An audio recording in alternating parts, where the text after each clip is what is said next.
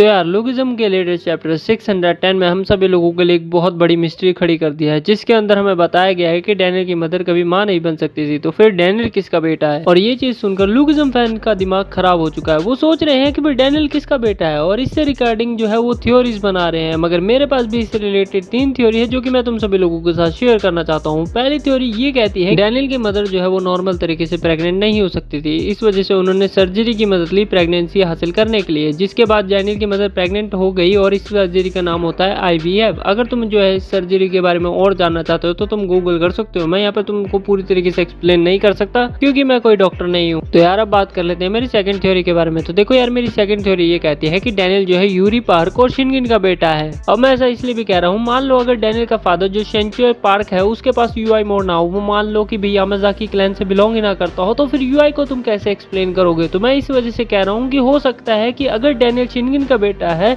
तो उसके पास UI mode हो गया और उसकी मदर की साइड से यूरी पार्क की तरफ से उसको कॉपी एबिलिटीज मिल जाएगी, जो कि सेंस भी बनाता है क्योंकि यूरी पार्क जो है जिन्यू पार्क की डायरेक्ट सिबलिंग है। तो यार इस तरीके से डैनियल को जो है दोनों तरफ की ब्लड लाइन एबिलिटी मिल जाती है। मगर इस थ्योरी में मेरी एक छोटा सा टाइमलाइन का पंगा पड़ रखा है। अब ये टाइमलाइन का पंगा ऐसे है कि गन का जो जन्म है वो डैनियल से पहले होना चाहिए, क्योंकि गन जो है डैनियल से 1 या 2 साल बड़ा है। तो मेरा कहने का मतलब ये है कि शिनगिन पहले ही वो काम कर गया था जिसकी वजह से गन पैदा हुआ, और जब शिनगिन वापस आया कोरिया से जापान में तब जो है गन ऑलरेडी 1 या 2 साल का हो चुका था। बाकी यार मेरी इस थ्योरी में जो है सिर्फ टाइमलाइन का ही पंगा पड़ रहा है, वरना तो ये स्टोरी सीधा दिखा रही है कि भैया किस तरीके से डैनियल और गन एक दूसरे से कनेक्टेड है और किस तरीके से डैनियल को UI मोड मिला। बाकी यार तुम सभी लोग मुझे कमेंट बॉक्स में बता सकते हो कि तुम्हें क्या लगता है, क्योंकि ये थ्योरी जो है थोड़ी सी अजीब है सुनने में, मगर हो सकता है कि ऐसा हो। तो यार अब बात कर लेते हैं मेरी थर्ड थ्योरी के बारे में। तो देखो यार, मेरी थर्ड थ्योरी ये कहती है कि तुम सभी लोगों ने नोटिस किया होगा कि डैनियल जब से पतला हुआ अपनी OG बॉडी में, उसकी शक्ल जो है उसकी सेकंड बॉडी से बहुत ज्यादा मिलती है, और उसकी सेकंड बॉडी की जो